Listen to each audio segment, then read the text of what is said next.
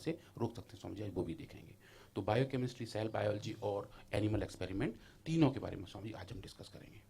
तो अगर हम थोड़ा बैकग्राउंड देखें कि किडनी स्टोन्स क्या हैं और इसको क्या कहते हैं स्वामी जी, इसका जो साइंटिफिक मेडिकल नाम है उसका नाम है यूरोलिथियासिस। लिथियासिस, तो अच्छा। लिथिया मतलब पत्थर, यूरो मतलब यूरिन, यूरिनरी सिस्टम, तो वहाँ पे जब स्टोन बनने शुरू हो जाते हैं तो वो यूरोलिथियासिस कहा जाता है। तो ये किडनी के अंदर होते हैं, किडनी के अंदर जो मेन कंपोनेंट्स हैं वहाँ पेल्विस के आसपास जाके इकट्ठे हो जाते हैं, और कभी कभी जब वहाँ ज़्यादा बड़े हो जाते हैं तो यूरिन का वहाँ से बहाव बंद हो जाता है, उसकी वजह से और प्रॉब्लम शुरू हो जाती है और दर्द की शुरुआत स्वामी जी वहाँ से होती है। केमिस्ट्री के हिसाब से देखें स्वामी जी, ये जितने भी ये स्टोन्स हैं ये कैल्शियम के कंपोनेंट हैं। प्रीडोमिनेंटली स्वामी जी इनको हम कैल्शियम ऑक्सलेट कहते हैं, कैल्शियम फॉस्फेट कहते हैं। तो कैल्शियम ऑक्सलेट और कैल्शियम फॉस्फेट का एक जमा बाड़ा जब किडनी के अंदर हो जाता है तो वो छोटे छोटे क्रिस्टल्स के तौर पे, स्टोन्स के तौर पे तैयार हो जाते हैं, और उससे काफ़ी दिक्कत बढ़नी शुरू हो जाती है, दर्द काफ़ी होता है, कभी कभी यूरिन में ब्लड भी आने लगता है और चक्कर आने लगते हैं, और दुनिया भर की और दिक्कत भी साथ साथ जुड़ जाती हैं। अगर हम देखें कि ये होता कैसे है, कहाँ पे है, और किस टाइप का होता है, तो समझिए काफ़ी अच्छा डेटा लोगों ने इसमें कंपाइल किया हुआ है। समहाउ पता नहीं ऐसा क्यों है, पर भारत देश में इसकी प्रीवलेंस सबसे ज़्यादा है। पूरी दुनिया में देखें तो भारत में और थोड़े नॉर्थर्न एशिया में इसके प्रीवलेंस सबसे ज़्यादा हैं। लगभग 1 लाख लोगों में से 300 लोगों को क्लिनिकल रिपोर्ट्स होते हैं जिनकी किडनी में स्टोन्स पाए जाते हैं। और ये किस किस टाइप के होते हैं और क्या क्या इसके कारण हैं, तो समझिए अगर हम देखते हैं मेडिकल टर्म्स में तो लगभग 6 टाइप के किडनी स्टोन्स डिफाइन कर सकते हैं, डिपेंडिंग कि उनके अंदर कौन कौन से केमिकल कंपोनेंट्स हैं। तो कैल्शियम स्टोन सबसे कॉमन है, जो कैल्शियम ऑक्सलेट के बारे में जो मैं आपको बता रहा था, वो अच्छे से लोगों ने डिफाइन किया हुआ है। दूसरा एक होता है Swami ji uric acid stone.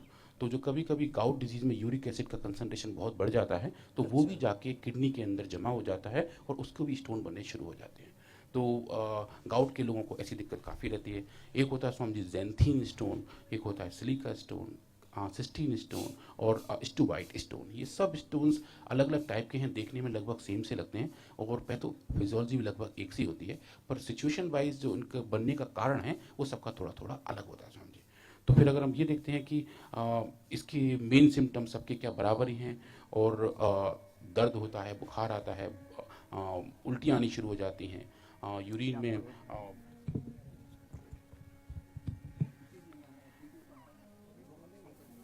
वह क्या वो देखिए, कमर में दर्द रहता है, यूरिन में ब्लड आने लगता है, चक्कर आ रहे होते हैं। और इसका जो इलाज है स्वामी जी एलोपैथिक सिस्टम में तो बस ऐसा होता है कि कहते हैं काफ़ी सारा पानी पीजिए ताकि वो घुल के निकल जाए, और जो मेडिकेशंस हैं वो भी इसी तरीके से काम करती हैं कि ब्लड में से प्यूरिफिकेशन बेटर हो, और अगर जब स्टोन्स बहुत बड़े होते हैं तो उनकी उनकी स्वामी जी सर्जरी करके बाहर निकाला जाता है। और एक जो नई टेक्नोलॉजी जिसे बोलते हैं लिथो, लेकिन तो स्पीड सर्जरी से दिक्कत ये है ना, फिर वो बार बार वहीं बनता है, बार एक बार जगह बनता है। बना लेता है, हाँ फिर वहां स्वामी जी, बनता वो रहता है। वापस होता है। और आजकल ये जो कैल्शियम की बहुत ज्यादा दवाइयां खाते हैं ना, हाँ स्वामी जी। वो भी जरूर होता है, जो खास करके सिंथेटिक कैल्शियम है। स्वामी जी आई थिंक कुछ इश्यू हो गया है इसके साथ, एक अगर स्क्रीन पर दिख रहा हो तो अब दिख रहा है। दी-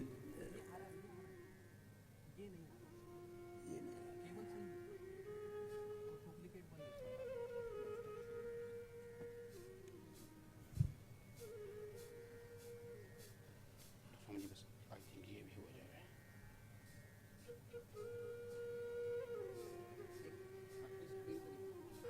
हाँ स्वामी जी, तो अगर हम देखें जो हमारी आयुर्वेदिक मेडिसिन है लिथोम, उसका कैसे इस्तेमाल कर सकते हैं, कैसे किडनी स्टोन के जनरेशन को मॉडिफाई कर सकते हैं, तो हम वो ये नई औषधि है। जैसा आपने कहा इसके अंदर गोखरू है, कुलथ है, बरून है, हाँ ये पाषाण पूरा वेद है, मैथिली फार्मूलेशन है। ना ट्रेडिशनल चीजों का ही बनाया, हाँ स्वामी उसका एक्सट्रैक्ट करके एक अलग एक बहुत ही साइंटिफिक उसका अनुपात जी, रखा। अनपढ़ स्वामी जी। हाँ, क्या और क्या रखा और है, स्वामी जी क्या क्या औषधियां हैं बोलो। गोखरू है 50 mg, गुलत है 50 mg, बरून है 50 mg, पुनर्वा है 20 mg, पाषाण वेद 20 mg, और मेथी है 10 mg, इनके एक्सट्रैक्ट इतने सारे। और उसके बाद यब छार है, हजरुल यहूद भस्म है, कलमी शोरा है, मूली का छार है और श्वेत परपटी है। तो इन सब का एक फिक्स कॉम्बिनेशन स्वामी जी एक एक टैबलेट के अंदर इतना सारा है। और जो जितनी भी स्टोन फॉर्मेशन है उनको स्वामी जी कंट्रोल करता है। हमने स्वामी जी इनके अलग अलग कंपोनेंट्स पर भी काम किया।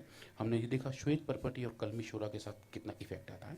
आचार्य श्री ने कहा था कि जो श्वेत पर्पटी की पहले वाली स्टेज है, जो पोटेशियम नाइट्रेट होता है, जिससे बनता है जिससे श्वेत बनता है, प्रॉपर्टी। उससे टैग करके देखें तो स्वामी जी उसमें उतने इफेक्ट नहीं आते। जो आयुर्वेद की प्रोसेस है जो श्वेत श्वेत प्रॉपर्टी पट्टी बनाने की। बनाने की, उससे एफिकेसी स्वामी जी काफ़ी अच्छी हो जाती है। तो वो भी एक अलग एक्सपेरिमेंट था। पर आज स्वामी जी हम बात करेंगे कि जो किडनी स्टोन्स हैं अगर हम उसे लैब में बनाना चाहें तो कैसे बनाएंगे। तो हमने एक छोटा बायोकेमिकल एक्सपेरिमेंट किया जहां हमने कैल्शियम ऑक्सलेट मोनोहाइड्रेट COM वो क्रिस्टल्स लैब में बनाए।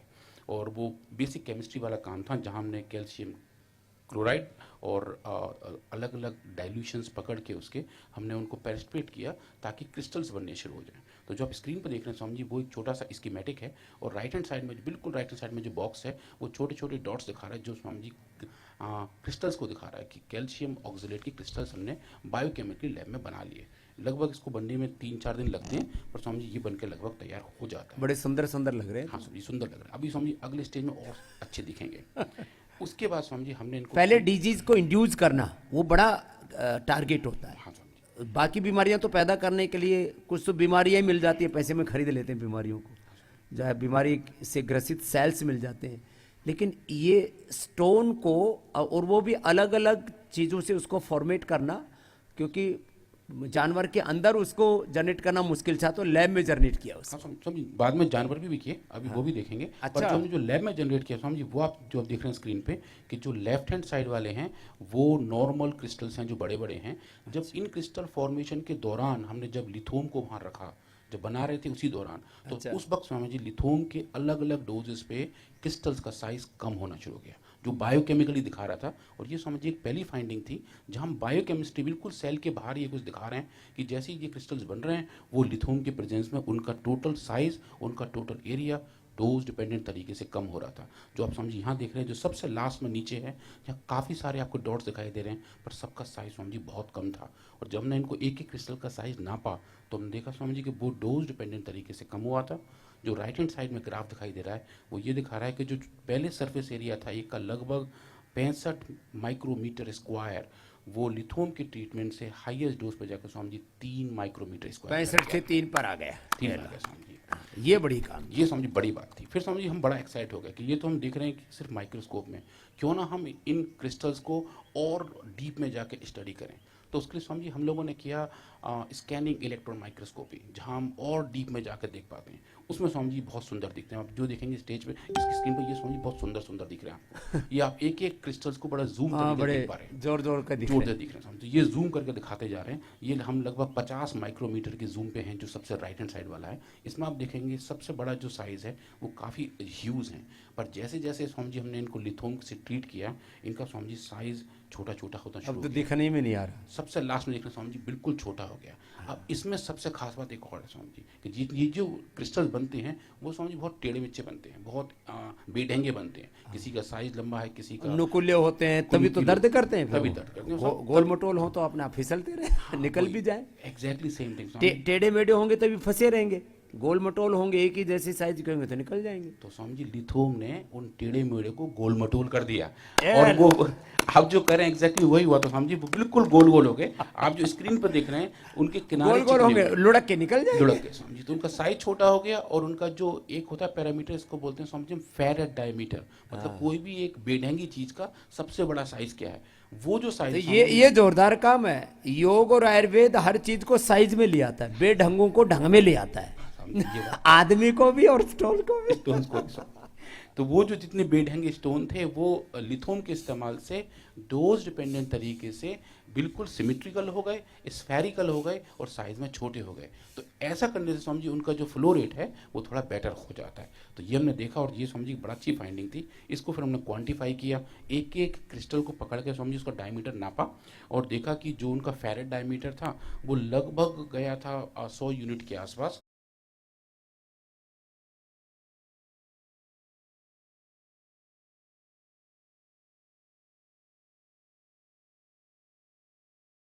और लिथोम के इस्तेमाल से स्वामी जी वो हम 12-13 पे ले आए। तो जो बेढंगा डायमीटर था वो सब सिमेट्रिकल होके 12 तेरे पे आके बैठ गया था। तो जोरदार काम हो सब समझ ये अच्छे हो गए थे। और फिर हमने देखा कि जो इनका एरिया और पेरीमीटर के जो टोटल एरिया है और जो उसकी टोटल परिधि है उसका अनुपात हम देखें, वही तय करेगा कि क्रिस्टल कैसे रोल करेंगे। उसके अनुसार समझिए वहाँ पे भी हमें अच्छी फाइंडिंग मिली और हमने देख पाया कि वास्तव में डोज डिपेंडेंट तरीके से लिथोम उसको नॉर्मलाइज किया जाए। और इसके बाद समझिए हमने बहुत डिटेल केमिस्ट्री खुद लिथोम की जो आप स्क्रीन पर देख रहे हैं, जो हर बार हम करते हैं केमिकल करेक्टराइजेशन के लिए कि इसके अंदर कौन कौन से एक्टिव कंपोनेंट हैं, तो लगभग 12-15 अच्छे कंपाउंड समझिए हमने इसमें पाए जो आप देख रहे हैं स्क्रीन पे। उसके बाद समझ आता है एनिमल एक्सपेरिमेंट कि चूहों के अंदर हम कैसे उनके किडनी में स्टोन बनाएं। तो वहाँ भी पैदा वहाँ भी कर लिया मैंने कहा थोड़ा चैलेंजिंग था। हाँ समझिए वो उसमें काफ़ी टाइम लगा पर फाइनली हम उसको कर पाए। और लगभग ये एक डिजीज इंड्यूस करना, कोई bacteria viral fungal disease induce करना बहुत इजी होता है। बैक्टीरिया वायरल फंगस डाल दो, बीमारी पैदा हो जाएगी, उसको खत्म कर लो। इसमें समझिए एक कंपाउंड होता है इथाइलिन ग्लाइकोल करके, वो जाके कभी कभी किडनी के अंदर कैल्शियम का एक्स्ट्रा डिपोजिशन करना शुरू कर देता है। और हर बार नहीं करता है। तो हमने उसका डोज टाइट्रेशन करके चूहों के अंदर समझिए हमने एक काम किया, उनको इथाइलिन ग्लाइकोल दिया और लगभग 20 दिन तक दिया समझिए।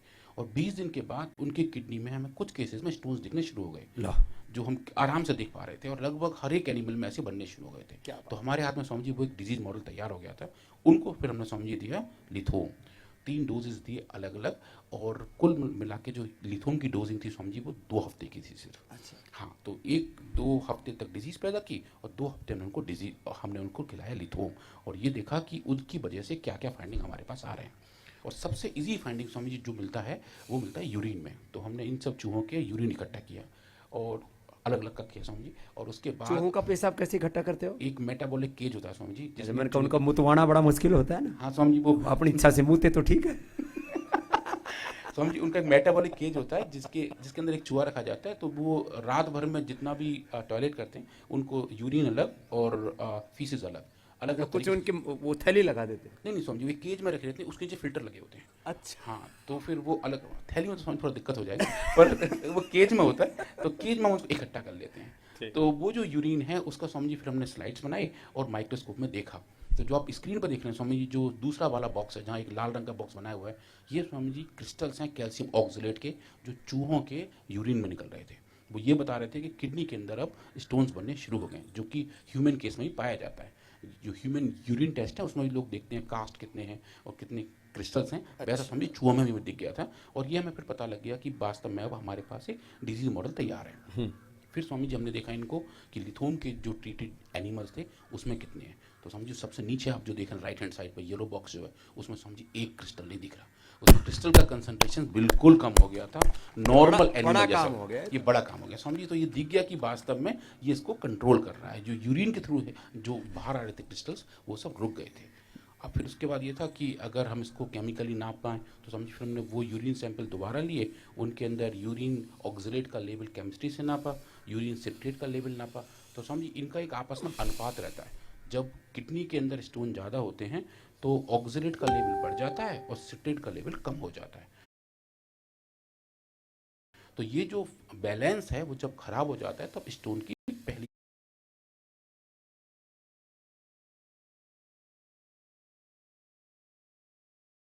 वो वापस नॉर्मलाइज हो गया। तो दोनों बायोकेमिकल पैरामीटर इन एनिमल में अच्छे पाए गए। और फिर हमने देखा कि ऑक्सीडेटिव स्ट्रेस अगर काफ़ी सारे होंगे किडनी के अंदर तो क्या हम वो भी चेक कर पा